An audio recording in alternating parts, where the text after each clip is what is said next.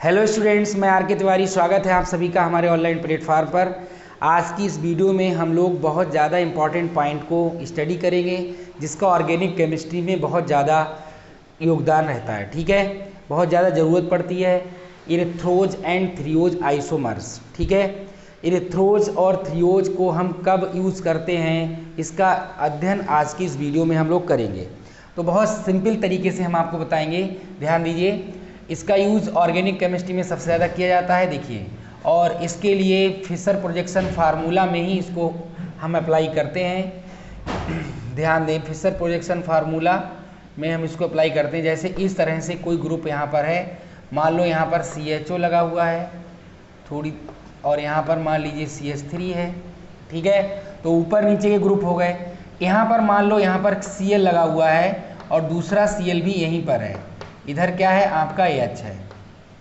Okay, तो chiral carbon जो है यहाँ पर, ये कायरल कार्बन है।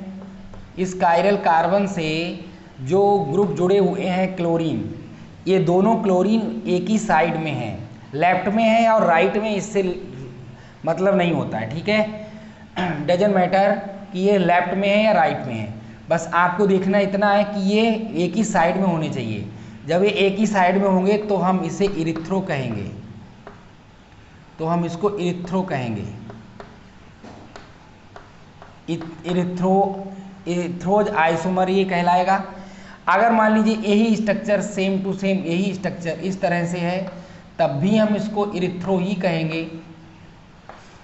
किस कंडीशन में इरिथ्रो कहेंगे, जैसे यहाँ पर यहाँ पर जो है Cl है, यहाँ पर भी Cl है, यहाँ पर H है, यहाँ पर H है। तो इसमें भी क्या है, ये कायरल कार्बन जो है, इस कायरल कार्बन से जो दोनों क्लोरीन जुड़े हैं वो एक ही साइड में है। मैंने बोला ना कि लेफ्ट और राइट से कोई लेना देना नहीं है कि लेफ्ट में है या राइट में है। इरिथ्रोज और थ्रियोज के लिए ज़रूरी ये है कि सेम ग्रुप सेम साइड में होने चाहिए। तो जब सेम साइड में होते हैं तो हम इसको इरिथ्रोज कहते हैं। तो ये भी किस प्रकार का है, इसमें भी सेम साइड में है और इसमें भी सेम साइड में है, तो ये इरिथ्रो है। ट्रिक भी आप लोगों को बताएंगे कि कैसे आपको इरिथ्रोज और थ्रियोज को याद रखना है। ठीक है, उसकी ट्रिक भी अभी आप लोगों को बताएंगे, और एक एग्जाम्पल भी जो कि नीट में पूछा गया है वो भी अभी आप लोगों को कराएंगे। तो पूरे वीडियो को पूरा देखिएगा, बीच में मत छोड़िएगा। तो ये दोनों इरिथ्रोज नोटेशन यूज़ किया जाएगा यहाँ पर। अब देखिए आप, इसी प्रकार से अगर मान लीजिए यहाँ पर ये CHO लगा हुआ है, ये CH3 है।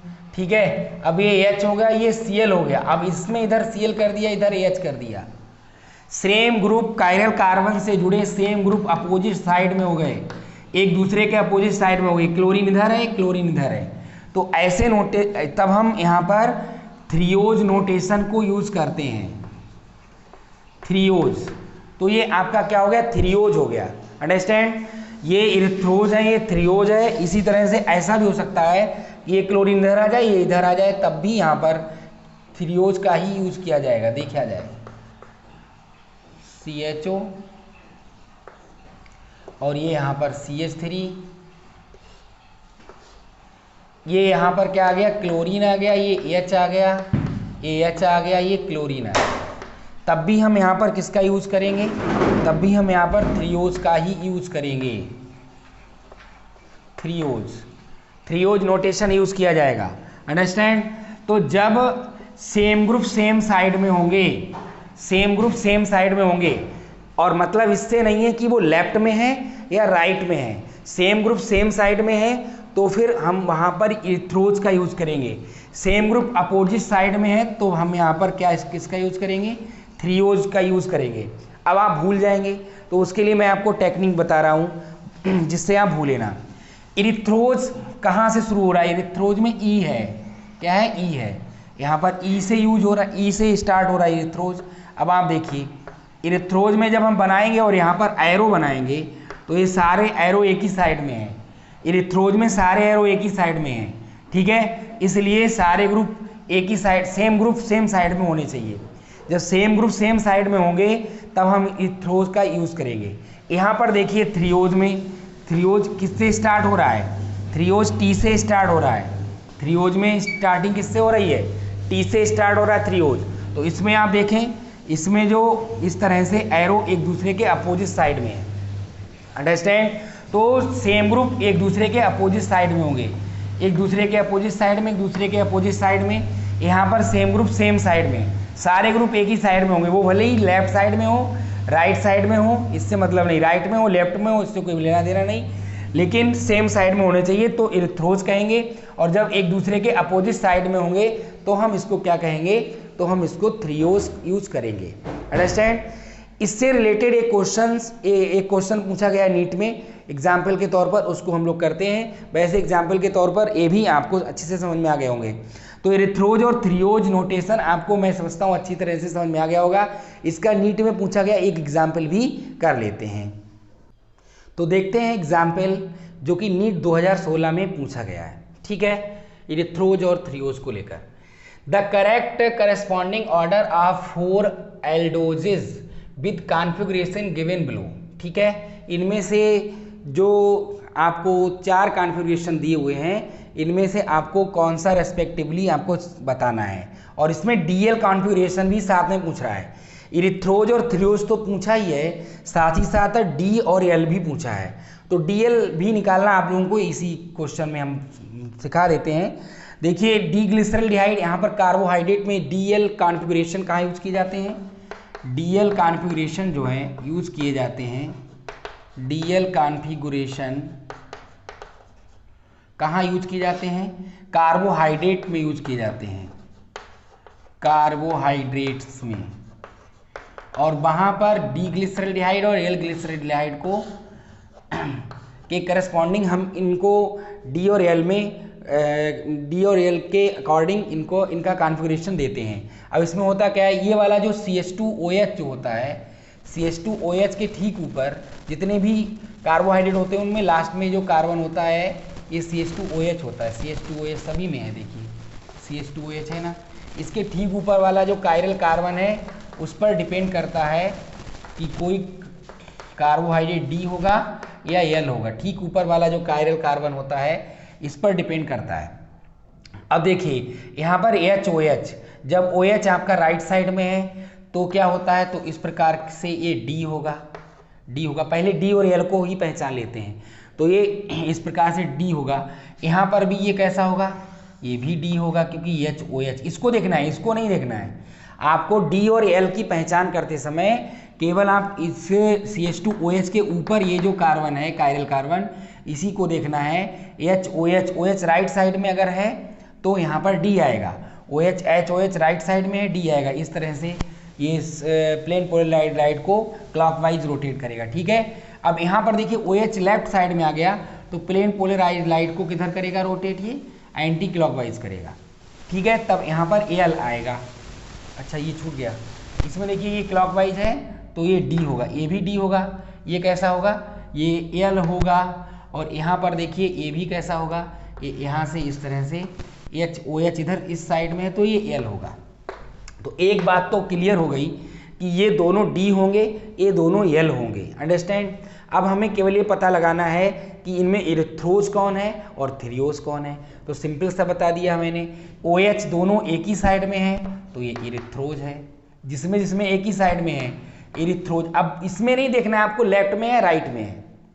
डी और एल की पहचान करते समय आपको देखना है कि लेफ्ट में है राइट में है OH, तो OH ये वाला राइट में है तो डी होगा, इसमें राइट में डी, इसमें राइट में तो डी, इसमें OH लेफ्ट में आ गया तो एल हो गया, इसमें लेफ्ट में आ गया तो एल हो गया। क्लियर है। अब देखिए डी, अब इरिथ्रोज पहचानना है तो OH same group same side में है, इरिथ्रोज और थ्रियोज कैसे पहचानेंगे, तो ये OH सेम साइड में है तो ये इरिथ्रोज हो गया, इरिथ्रोज हो गया, तो ये डी इरिथ्रोज हो गया। ये देखिए आप अपोजिट साइड में हो गए, OH अपोजिट साइड में हो गए तो ये थ्रियोज हो गया। बहुत सिंपल तरीका है, बहुत आसान तरीका है। देखिए इसमें सेम साइड में आ गए तो ये कौन हो जाएगा, इरिथ्रोज हो जाएगा, भले ही लेफ्ट साइड में, इससे लेना देना नहीं है, ठीक है ना। तो ये इरिथ्रोज हो गया, इरिथ्रोज। और ये देखिए ये एल था। अब इसमें भी अपोजिट साइड में है तो फिर ये कैसा हो जाएगा, ये थ्रियोज हो जाएगा, ये थ्रियोज, ठीक है, बहुत अच्छा कॉन्सेप्ट है, 2016 में इससे पूछा गया। तो ये डी क्यों है, क्योंकि OH राइट साइड में है इसलिए डी है, OH राइट साइड में डी है, OH लेफ्ट साइड में आ गया एल है, OH लेफ्ट साइड में आ गया तो एल है। अब सेम ग्रुप यानी दोनों OH एक साइड में है तो इरिथ्रोज है, दोनों OH अपोजिट साइड में आ गए थ्रियोज हो गया, दोनों OH एक ही साइड में है इरिथ्रोज है, दोनों OH एक दूसरे के अपोजिट साइड में आ गए थ्रियोज हो गया। अब ऐसा वाला आप चेक करिए किस में है, देखिए डी और डी, तो डी इरिथ्रोज डी थ्रियोज, तो डी इरिथ्रोज ये है, डी थ्रियोज है, फिर क्या है एल इरिथ्रोज है, फिर क्या है एल थ्रियोज है। केवल यही वाला ऑप्शन जो डी ऑप्शन है ये बिल्कुल सही सीक्वेंस में दिया हुआ है, ठीक है, तो यही बिल्कुल सही आंसर है, D erythrose, D erythrose, D threose, L erythrose और एल थ्रियोज, तो ये ऑप्शन बिल्कुल सही है।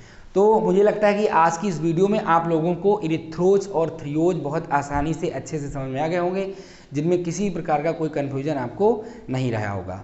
इसी तरह के और वीडियो भी आप लोगों के लिए हम लेकर के आते रहेंगे, जुड़े रहिए हमारे साथ और इस वीडियो को ज़्यादा से ज़्यादा लाइक शेयर कर दीजिए, ज़्यादा से ज़्यादा अपने साथियों को भेजिए, और जिससे कि सभी स्टूडेंट्स, सभी साथी जो भी NBS, KBS, TGT, PGT की तैयारी कर रहे हैं और विशेष तौर पर नीट जेई के लिए तो एक क्लास लगाया ही जा रहा है, और चूंकि नीट जेई के क्वेश्चन TGT, PGT में भी पूछे जाते हैं तो इसलिए वो भी इस वीडियो को देख करके आप इसका लाभ ले सकते हैं। PGT में तो इरिथ्रोज और थ्रियोज कई बार आता है, ठीक है, तो वहाँ पर इसकी बहुत ज़्यादा ज़रूरत होती है, और बाकी नीट जेई में तो इससे क्वेश्चन आते ही हैं। तो नीट जेई की जितने भी स्टूडेंट तैयारी कर रहे हैं उन सभी को आप लोग ये वीडियो शेयर कर दीजिए, ज़्यादा से ज़्यादा लाइक करिए, चैनल सब्सक्राइब नहीं किया है तो कर लीजिए। बहुत सारे लोग वीडियो देख लेते हैं लेकिन चैनल को सब्सक्राइब नहीं करते हैं, तो प्लीज़ सब्सक्राइब कर लीजिए, ठीक है।